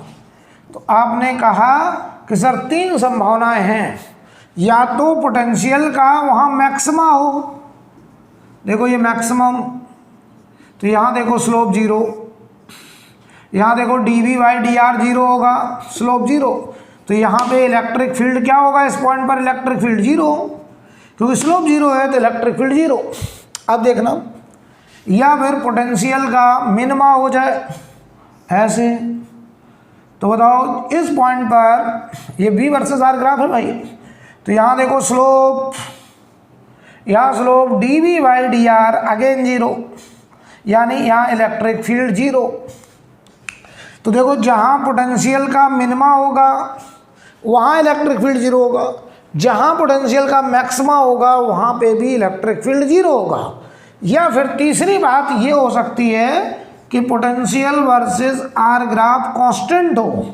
अगर पोटेंशियल कांस्टेंट है, अगर पोटेंशियल कांस्टेंट है तब भी बताओ dv by D R zero है, स्लोप इलेक्ट्रिक फील्ड जीरो। मतलब अगर पोटेंशियल कांस्टेंट तो यहाँ इलेक्ट्रिक फील्ड जीरो, यहाँ जीरो, मतलब उस पूरे रीजन में इलेक्ट्रिक फील्ड जीरो है। बहुत अच्छे समझो आप। अगर किसी पॉइंट पर इलेक्ट्रिक फील्ड जीरो की बात करनी है तो पक्का वहाँ पर पोटेंशियल का या तो मैक्सिमा या मिनिमा होगा, तो उस जगह पर एक पॉइंट पर इलेक्ट्रिक फील्ड जीरो होगी। लेकिन अगर इलेक्ट्रिक फील्ड लगातार जीरो है, हर पॉइंट पे जीरो जीरो मिल रही है, तो उस रीजन में पोटेंशियल कैसा होगा, कांस्टेंट, राइट। लेकिन अगर एक पॉइंट पे इलेक्ट्रिक फील्ड जीरो है तो पक्का उस पॉइंट पर पोटेंशियल का या तो मैक्सिमा या मिनिमा। अब समझते हैं जरा, तो ये बात अच्छे समझ लीजिए। कि जहाँ पोटेंशियल मैक्सिमम होगा उस पॉइंट पे फील्ड जीरो, जहाँ पोटेंशियल मिनिमम होगा उस पॉइंट पे फील्ड जीरो, और जहाँ पोटेंशियल लगातार कांस्टेंट है तो वहाँ हर पॉइंट पर इलेक्ट्रिक फील्ड जीरो। ठीक है, अब सुनना ध्यान से बेटा। अब देखिए आपको पूरी बात समझ में आ जाएगी कि मैंने आपको क्या सिखाने की कोशिश करी है। मैं तुमसे कहूँ कि एक चार्ज 4q है, 4q प्लस का 4q, ध्यान से देखिएगा जरा, और एक चार्ज है माइनस का q, एक माइनस q। हमें इन दोनों की वजह से, हमने इन दोनों को कुछ दूरी पे रखा है, इनकी वजह से हमको पोटेंशियल वर्सेस आर ग्राफ बनाने को कहा गया है। हमसे कह रहे हैं potential versus r graph plot करके दिखाइए, ये सवाल है। अब समझना बेटा, बहुत बढ़िया से समझना। अब हमें यहाँ पोटेंशियल वर्सेस आर ग्राफ बनाने को कहा गया है, राइट। ये हटा दे, ये वाला देखना जरा। अगर आप मेरी बात समझ रहे हैं तो अब इस सवाल में बिल्कुल दम नहीं है, बहुत ही आसान सवाल होने जा रहा है। अच्छा, पोटेंशियल कैसी क्वांटिटी है? स्केलर। तो हमें किसी भी पॉइंट पर अब पोटेंशियल निकालना तो दोनों की वजह से निकालना है, और उन दोनों को अलजेब्रिक एडिशन करना है। जैसे प्लस का पोटेंशियल कहीं प्लस 10 वोल्ट, माइनस का पोटेंशियल उसी जगह पे मान लो -2 वोल्ट। तो बताओ किसी का अगर प्लस 10 वोल्ट, किसी का -2 वोल्ट, तो आंसर होगा +8 वोल्ट, राइट। तो देखिए ध्यान से, सबसे पहले एक काम करते हैं, यहाँ देख लें, इधर देख लें। चलो भाई, इसके जस्ट बगल में बताओ, इसके जस्ट बगल में यार बताओ, एक पॉइंट चार्ज की वजह से पोटेंशियल 1/4πε0 Q/r होता है। r अगर जीरो तो पोटेंशियल इनफाइनाइट को टेंड करता है, वो r जैसे जैसे बढ़ता है, वो r जब इनफाइनाइट जाता है तो पोटेंशियल टेंडिंग टू जीरो जाता है। क्लियर है? अरे एक अगर Q चार्ज है, इससे r दूरी पर यहाँ पर पोटेंशियल 1/4πε0 Q/r आपने पढ़ा था। r अगर टेंडिंग टू जीरो तो potential tending to infinite, r tending to infinite तो पोटेंशियल टेंडिंग टू जीरो। और पॉजिटिव चार्ज का पोटेंशियल हमेशा प्लस, और नेगेटिव चार्ज का पोटेंशियल हमेशा नेगेटिव माइनस। चलो भाई, इसके बगल में बताओ, इससे दूरी कितनी? Tending to zero. तो इसने कहा मेरा पोटेंशियल प्लस इनफाइनाइट, तो ये ग्राफ देखो प्लस इनफाइनाइट से शुरू होगा। अच्छा, इसके बगल में इसका भी तो पोटेंशियल होगा, बिल्कुल होगा, लेकिन ये कहेगा अगर ये दूरी r है तो मेरा यहाँ पोटेंशियल है -Q/4πε0r, माइनस का 2 वोल्ट, -3 वोल्ट, ऐसा फाइनाइट नंबर। तो प्लस इनफाइनाइट में कुछ माइनस भी हो जाए तो आंसर प्लस इनफाइनाइट। अब आओ यहाँ कहीं, जैसे जैसे इधर जा रहे हैं इसका पोटेंशियल प्लस का घट रहा है, इसका माइनस का भी घट रहा है, लेकिन बताओ ये चार्ज बड़ा है, इससे दूरी कम है, तो इसका पोटेंशियल हमेशा ज़्यादा होगा प्लस का, और इसका बताओ माइनस वाला कम होगा। तो बताओ क्या कभी यहाँ पोटेंशियल जीरो हो पाएगा? तो आपका जवाब है सर जीरो नहीं हो पाएगा, क्योंकि जो बड़ा चार्ज है उससे दूरी कम है, इसके नज़दीक पॉइंट है। तो बड़े चार्ज से अगर दूरी कम होगी तो चार्ज बड़ा होगा, न्यूमरेटर बड़ा होगा, आर छोटा होगा तो वैल्यू और बड़ी हो जाएगी। तो बताइए, जो चार्ज बड़ा है उससे पास में बात हो रही है, तो ये कहेगा मेरा यहाँ पॉजिटिव वाला वोल्टेज ज़्यादा, और ये माइनस वाला कह रहा है यहाँ मेरा पोटेंशियल नेगेटिव वाला हमेशा कम होगा। मैं तुम्हारे पोटेंशियल को कम करूँगा लेकिन कभी जीरो नहीं कर पाऊँगा। तो क्या ये ग्राफ प्लस इनफाइनाइट से जीरो को टेंड करेगा? ये कभी जीरो नहीं हो पाएगा। क्लियर है ना? क्यों जीरो नहीं हो पाया? क्योंकि आपने कहा सर इस जगह पे बताओ x दूरी पर, तो सुनना, इस जगह पे ये पोटेंशियल, ये वाला पोटेंशियल, ये पोटेंशियल देखो मैं लिखने जा रहा हूँ, इसको नाम देते हैं v। तो ये देखो v की वैल्यू क्या होगी? 1/4πε0, इस प्लस 4q से दूरी हुई x, और इस माइनस q से दूरी हुई r + x। तो आपको पता है ये देखो बड़ा चार्ज, इसके नीचे दूरी छोटी है, तो ये वाली वैल्यू बड़ी होगी और ये वाली वैल्यू छोटी होगी, तो ये वैल्यू हमेशा पॉजिटिव आएगी। यानी यहाँ किसी भी पॉइंट पर हम चेक कर लें, इसका पोटेंशियल प्लस वाला ज़्यादा होगा, माइनस वाला कम होगा, यानी एक्चुअल पोटेंशियल यहाँ हमेशा पॉजिटिव ही बचेगा। राइट। अब सुनना ध्यान से, अब सुनना ध्यान से। अगर हम बात करें यहाँ बीच में आ जाए, बताओ इसके जस्ट बगल में इसका पोटेंशियल प्लस इनफाइनाइट, इसके जस्ट बगल में माइनस इनफाइनाइट, तो बताओ बीच में कहीं जीरो होगा। अब कहाँ जीरो होगा, तो देखो प्लस इनफाइनाइट से माइनस इनफाइनाइट जाना है, अब बीच में कहाँ जीरो होगा, तो जो चार्ज बड़ा उससे दूरी भी बड़ी लेनी पड़ेगी, बड़े चार्ज से दूरी भी बड़ी लेनी पड़ेगी। तो ध्यान से देखना, इससे बड़ी दूरी लेनी है और इससे दूरी कम होगी, तो पता ये ग्राफ यहाँ से माइनस क्यू के पास कहीं जीरो होगा, यहाँ पोटेंशियल जीरो। कोई हमसे कहा ये पॉइंट कौन सा है जहाँ पोटेंशियल जीरो, आप कहेंगे बड़े आराम से बता देंगे। मान लो ये पॉइंट पी, ध्यान से देखना, ये दूरी R1, तो ये दूरी बताओ R माइनस R1, हमको ये R1 निकालना है। तो देखो इस पॉइंट P पर पोटेंशियल जीरो हुआ है, जीरो हुआ है, तो जीरो कर रहा हूँ मैं, ध्यान से देखना, 1 बाय, इधर लिख दे रहा हूँ, इधर लिख दे रहा हूँ, इस पॉइंट P का पोटेंशियल क्या होगा इसकी वजह से 1 by 4 pi epsilon naught minus Q by R1 और plus 4Q upon R minus R1, और इसको जीरो के बराबर कर दो। तो यहाँ देखो 1 बाई R1, यहाँ 4 upon R minus R1, cross multiply कर लो तो R minus R1 4R1, R1 आ गया R बाई 5, यानी इस पूरे का इधर 1 बाई 5 दूरी R बाई 5 पर, ये 4R बाई 5, राइट। अब देखना क्लियर है ना। अब यहाँ देखो बेटा, यहाँ बहुत इंपॉर्टेंट पॉइंट, यहाँ बहुत इंपॉर्टेंट पॉइंट,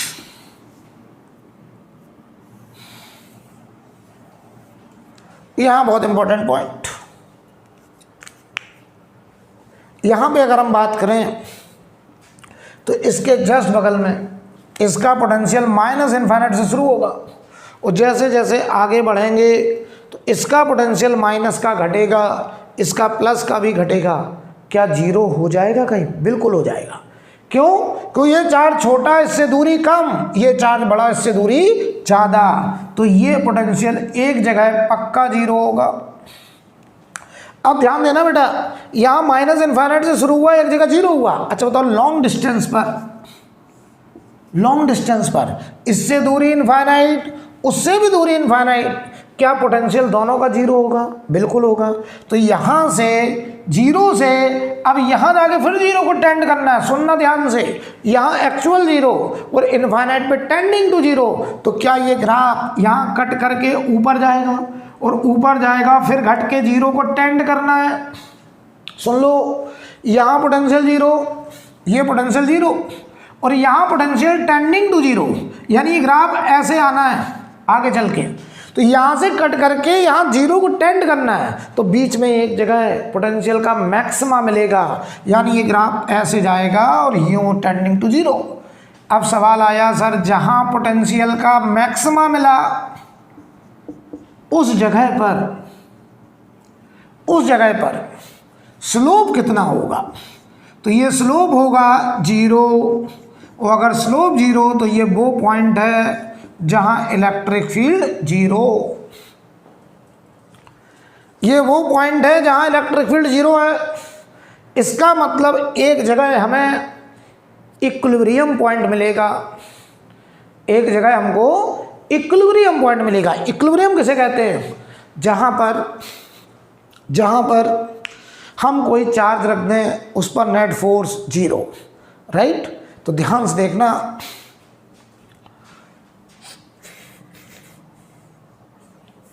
ध्यान से देखना, तो यहाँ पर पोटेंशियल का मैक्सिमा, इलेक्ट्रिक फील्ड जीरो, यहाँ पे बताओ ये इक्विलिब्रियम पॉइंट है, इक्विलिब्रियम पॉइंट।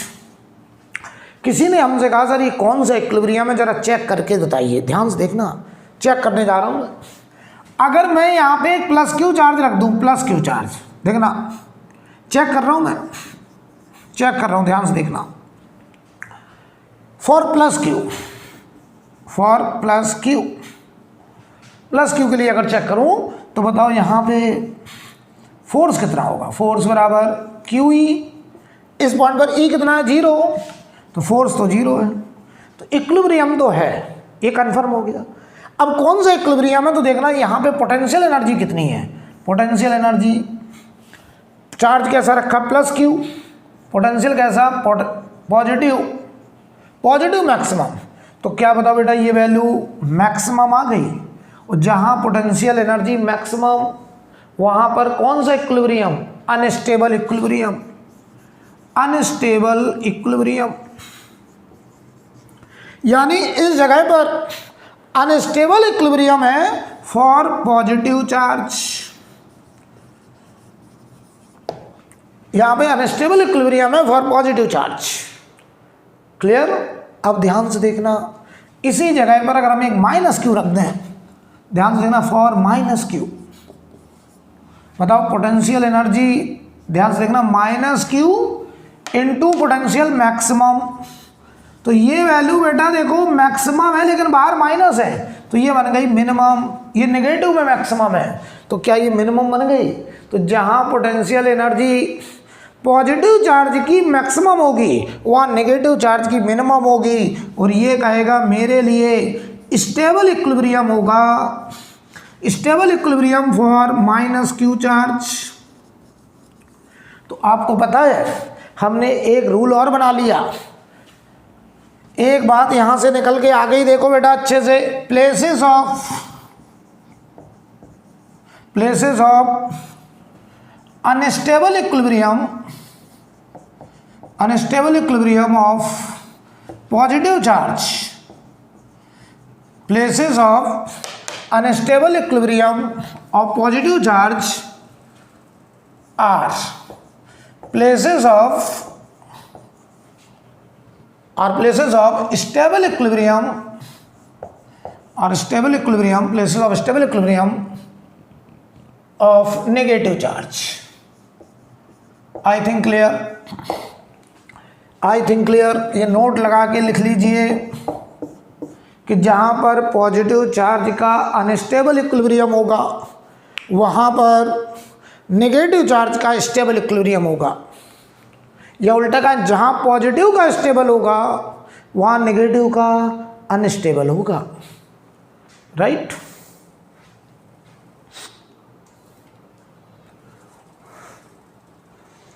तो जहाँ पॉजिटिव चार्ज का अनस्टेबल इक्विलिब्रियम होगा वहाँ नेगेटिव चार्ज का स्टेबल इक्विलिब्रियम होगा। उसकी वजह साफ है, जहाँ पॉजिटिव चार्ज की पोटेंशियल एनर्जी मिनिमम वहाँ नेगेटिव की मैक्सिमम, और जहाँ पॉजिटिव की मैक्सिमम वहाँ नेगेटिव की मिनिमम। I think clear. अब देखना अगला मैं जल्दी से बनाऊंगा, अब इतना मैं एक्सप्लेन नहीं करूंगा, बल्कि तुम ये पॉइंट भी निकाल सकते थे कि ये कौन सा पॉइंट है जहाँ इलेक्ट्रिक फील्ड जीरो हुई है। तो बहुत आसान, देखना कैसे करेंगे। हम ये पॉइंट भी खोज सकते थे, ये वो पॉइंट जहाँ इलेक्ट्रिक फील्ड जीरो, ध्यान से देखना, 1/4πε0। चलो रखो टेस्ट चार्ज, इसने करा अट्रैक्ट, तो Q अपॉन ये दूरी अगर हम R0 मान लें, R0 का स्क्वायर माइनस आई कैप, अट्रैक्ट किया ना, और प्लस इसने करा रिपेल। यहाँ रखे टेस्ट चार्ज को, किधर देखो, +4Q ने इधर रिपेल किया और इस -Q ने इधर अट्रैक्ट किया। तो ये वाला माइनस आई, ये प्लस आई, तो ये देखो 4Q upon R0 plus R का whole square plus I cap, और इसको आप 0 के बराबर कर दीजिए। यहाँ से ये आ रहा है 1/R0 स्क्वायर बराबर 4/R0 प्लस R का स्क्वायर। बेटा रूट ले लेना, यहाँ से आप R0 निकाल सकते हैं, रूट ले लो, R आ जाएगा R0।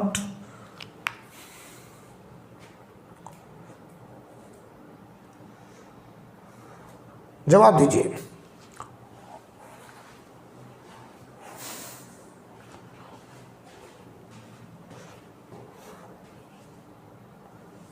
क्लियर। अगला देखना, अब आप बताएंगे, मैं नहीं बताऊंगा।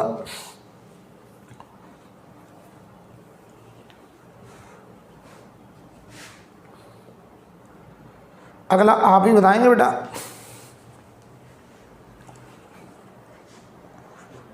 देखो एक एक बात समझते चलना है। आपको फिर फिजिक्स कठिन लगना बंद हो जाएगी, समझ लीजिए आप, अगर आप चीज़ों को समझ रहे हैं। अब देखिए जरा,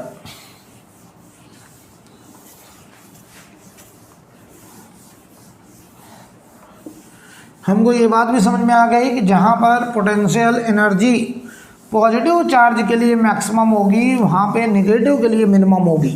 तो जहाँ पॉजिटिव का अनस्टेबल इक्विलिब्रियम होगा वहाँ नेगेटिव का स्टेबल इक्विलिब्रियम होगा।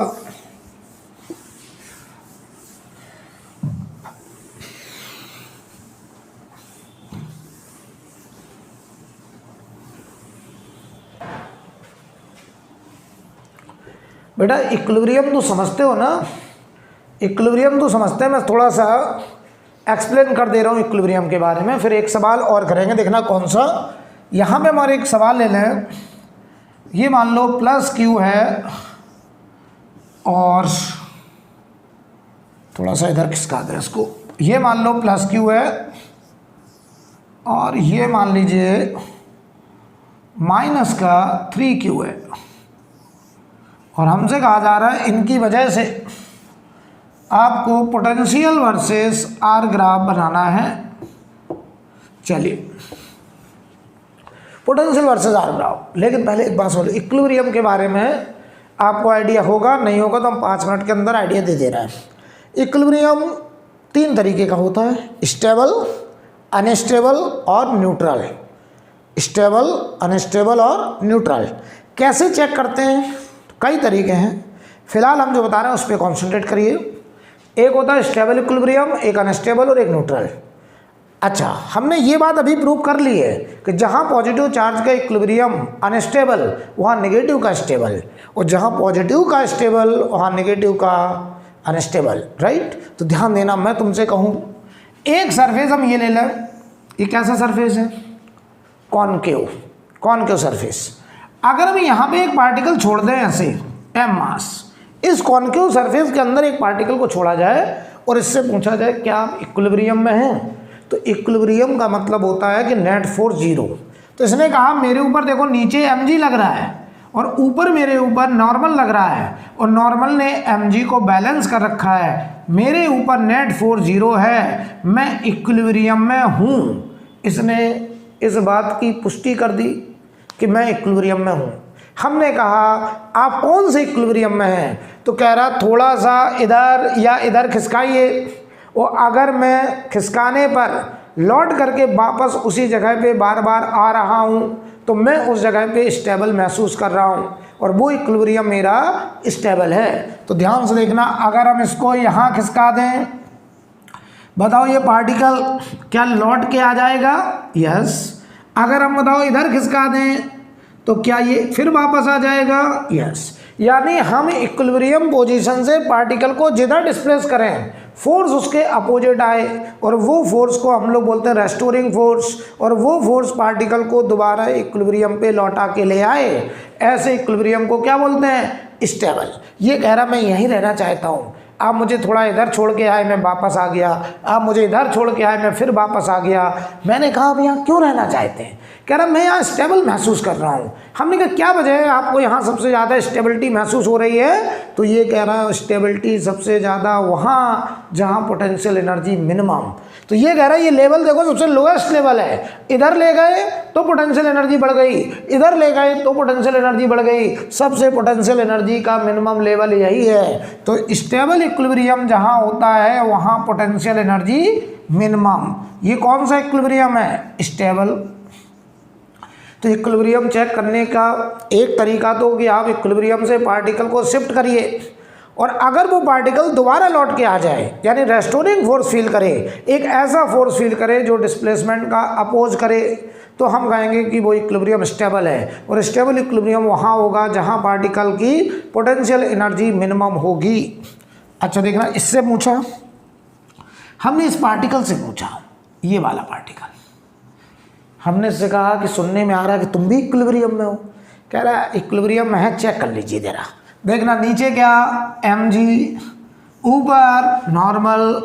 कह रहा नॉर्मल ने mg को बैलेंस, कह रहा मेरे ऊपर नेट फोर्स 0, कह रहा मैं इक्विलिब्रियम में हूँ। इसने इक्विलिब्रियम में होने की बात कही, हमने कहा कौन सा इक्विलिब्रियम, कह रहा थोड़ा सा खिसकाइए अभी पता चल जाएगा। हमने इसको थोड़ा इधर खिसकाया, बताओ ये वापस लौट के आएगा कि हमेशा के लिए इधर ही चला जाएगा। तो ये कह रहा अब मैं दोबारा पीछे मुड़ के नहीं देखूंगा, हमेशा के लिए इधर चला गया। क्यों? कह रहा कहने को इक्विलिब्रियम था लेकिन मैं यहाँ सबसे ज़्यादा अनस्टेबल महसूस कर रहा था, मौका मिला तुरंत स्टेबिलिटी की तरफ बढ़ गया, इधर चला जा रहा, नीचे ही चला जा रहा। क्यों चला जा रहा नीचे? क्योंकि जैसे जैसे नीचे आ रहा पोटेंशियल एनर्जी लगातार घट रही है, और जब जब पोटेंशियल एनर्जी घटती जाएगी स्टेबिलिटी बढ़ती चली जाएगी। अगर हम इसको इधर डिस्प्लेस करें तो ये कह रहा देखो मैं इधर ही चला जाऊंगा, तो ऐसे इक्विलिब्रियम का नाम है अनस्टेबल इक्विलिब्रियम। और अनस्टेबल इक्विलिब्रियम बेटा हम उसे कहते हैं जहां पोटेंशियल एनर्जी मैक्सिमम, जिस पॉइंट पर पोटेंशियल एनर्जी मैक्सिमम, यहाँ देखो मैक्सिमा था पोटेंशियल एनर्जी का, इधर पोटेंशियल एनर्जी घट रही है, इधर भी घट रही है, इधर भी स्टेबिलिटी बढ़ रही है, इधर भी स्टेबिलिटी बढ़ रही है। ये बताओ अनस्टेबल इक्विलिब्रियम का पॉइंट है। अब आओ जरा एक हॉरिजॉन्टल सरफेस ले ले, इससे पूछा ये क्या कह रहा, कह रहा नीचे mg ऊपर नॉर्मल, कह रहा नेट फोर्स 0, कह रहा मैं इक्विलिब्रियम में हूँ। हमने कहा कौन सा इक्विलिब्रियम, कह रहा डिस्प्लेस करो, इधर डिस्प्लेस करे, बताओ ये वापस आएगा कि आगे जाएगा या यहीं रुका रहेगा। तो ये कह रहा जैसा यहाँ वैसा मेरे लिए यहाँ, कह रहा मैं ना आगे जाने में इंटरेस्टेड ना वापस लौटने में इंटरेस्टेड, इसका बिहेवियर कैसा है, न्यूट्रल। ये कह रहा जिधर खिसकाया ना उधर जाना चाहते हैं ना लौटना चाहते हैं, जैसा हम यहाँ महसूस कर रहे थे वैसा यहाँ महसूस कर रहे हैं। जो स्टेबिलिटी का लेवल यहाँ था वही स्टेबिलिटी का लेवल यहाँ है। क्यों? क्योंकि जो पोटेंशियल एनर्जी यहाँ वही पोटेंशियल एनर्जी यहाँ, वही पोटेंशियल एनर्जी यहाँ, यानी पोटेंशियल एनर्जी कांस्टेंट। तो जहाँ पोटेंशियल एनर्जी हमेशा कांस्टेंट वो इक्विलिब्रियम होता है न्यूट्रल इक्विलिब्रियम, न्यूट्रल इक्विलिब्रियम। तो एक बात समझ में आ गई, स्टेबल इक्विलिब्रियम कहाँ होगा, जहाँ पोटेंशियल एनर्जी मिनिमम होगी। अनस्टेबल इक्विलिब्रियम कहाँ होगा, जहाँ पोटेंशियल एनर्जी मैक्सिमम होगी, और जहाँ पोटेंशियल एनर्जी कांस्टेंट होगी वहाँ न्यूट्रल इक्विलिब्रियम। हमने ये भी साबित कर दिया कि जहाँ पॉजिटिव चार्ज की पोटेंशियल एनर्जी मैक्सिमम होगी वहाँ बताओ नेगेटिव चार्ज की पोटेंशियल एनर्जी मिनिमम होगी, यानी जहाँ पॉजिटिव का अनस्टेबल इक्विलिब्रियम होगा वहाँ नेगेटिव का स्टेबल इक्विलिब्रियम होगा। तो चलो चेक करते हैं। यहाँ देखिए मैं बनाने जा रहा हूँ, ध्यान से देखना। सबसे पहले यहाँ बताओ इसके जस्ट बगल में इसका पोटेंशियल माइनस इनफाइनाइट से जाएगा और इनफाइनाइट दूरी पे टेंडिंग टू 0 जाएगा। क्या वास्तव में कभी 0 हो पाएगा? आपका जवाब है नहीं हो पाएगा। क्यों? क्योंकि ये बड़ा चार्ज है 3q और ये छोटा चार्ज है q। तो बड़े चार्ज से दूरी कम है तो इसका पोटेंशियल माइनस वाला हमेशा ज़्यादा होगा और पॉजिटिव वाला कम होगा, तो नेट पोटेंशियल हमेशा नेगेटिव होगा। तो ये ग्राफ हमेशा नेगेटिव पोटेंशियल में रहेगा, माइनस इनफाइनाइट से 0 को टेंड करेगा, एक्चुअल 0 नहीं होगा। यहाँ आ जाओ, इसके जस्ट बगल में माइनस इनफाइनाइट, इसके जस्ट बगल में प्लस इनफाइनाइट, बीच में पक्का एक जगह 0। अब कहाँ 0? जो चार्ज छोटा उससे दूरी कम, जो चार्ज बड़ा उससे दूरी ज़्यादा। तो ये देखो प्लस इनफाइनाइट से प्लस q के करीब ये एक पॉइंट मिला जहाँ पोटेंशियल 0 होगा। देख लीजिए भाई। अच्छा मैं तो ये पॉइंट भी निकाल सकता हूँ, अभी करा था मैंने। आप चाहो तो इधर x1 इधर x2 मान के यहाँ पोटेंशियल 0 कर दीजिए, लेकिन इतना तो कॉमन सेंस है ही है ना कि जो चार्ज छोटा होगा उसके पास। इधर आओ, इसके जस्ट बगल में पोटेंशियल प्लस इनफाइनाइट से आएगा, ध्यान से देखना। अब एक बात बताना, लॉन्ग डिस्टेंस पे पोटेंशियल 0 को टेंड करेगा, ध्यान से देखिएगा जरा। लेकिन क्या बताओ, एक जगह ऐसा मिलेगा जहां पोटेंशियल 0 होगा? आप करें बिल्कुल मिलेगा। क्यों? ये छोटा चार्ज इससे दूरी कम, ये बड़ा चार्ज इससे दूरी ज़्यादा, पक्का एक जगह पोटेंशियल क्या होगा 0।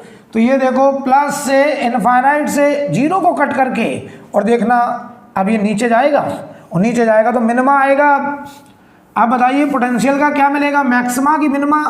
तो आप कह रहे हैं सर देखो ये प्लस इनफाइनाइट से और यहाँ टेंडिंग टू 0। अब हमको एक पॉइंट ऐसा मिला जहाँ पोटेंशियल का मिनिमा है। ये वो पॉइंट है जहां पोटेंशियल वास्तव में 0 है, ये वो पॉइंट है जहां पोटेंशियल का मिनिमा है, जहां स्लोप 0 है। और स्लोप 0 का मतलब ये वो पॉइंट है जहां इलेक्ट्रिक फील्ड जीरो है। बोलिए, अब अगर हम इक्विलिब्रियम की बात करें तो जहाँ इलेक्ट्रिक फील्ड जीरो वहाँ अगर हम फोर्स निकालें तो क्यू ई जीरो, और फोर्स जीरो तो आपने कहा सर ये तो इक्विलिब्रियम है। अब अगर हम आपसे कहें इक्विलिब्रियम चेक करो इक्विलिब्रियम, तो बताओ ये पोटेंशियल मिनिमम है तो प्लस क्यू के लिए चेक करो, तो potential energy plus Q into voltage minimum. तो ये बताओ कौन सा इक्विलिब्रियम स्टेबल, तो प्लस क्यू का यहाँ स्टेबल इक्विलिब्रियम है। और अगर माइनस क्यू के लिए चेक करें तो देखो potential energy minus Q into voltage minimum. तो ये देखो बेटा, यहाँ पर ये वोल्टेज नेगेटिव का है, ध्यान देना ये नेगेटिव है, तो ये वैल्यू देखो मिनिमम थी, ये मिनिमम थी, लेकिन ये बताओ पोटेंशियल नेगेटिव है तो नेगेटिव नेगेटिव पॉजिटिव, तो ये पोटेंशियल एनर्जी मैक्सिमम। तो जहाँ प्लस क्यू का पोटेंशियल एनर्जी मिनिमम है वहाँ माइनस का मैक्सिमम है। तो ये कौन सा इक्विलिब्रियम? Unstable equilibrium.